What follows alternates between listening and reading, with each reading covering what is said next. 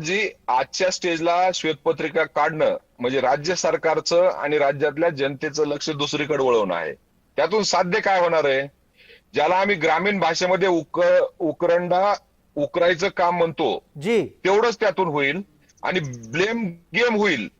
Blame game शिवाय त्यातून काही मार्गी लागणार नाही. याला शिवाय द्या, त्यांनी काय केलं, त्यांनी नाही केलं, काय केलं, हा प्रचंड संशोधनाचा विषय आहे. त्या जी त्या काळात त्यांनी जे काही केलं असेल पाप पुण्य, ते आता कुठंतरी दुसरीकडे गेलंय.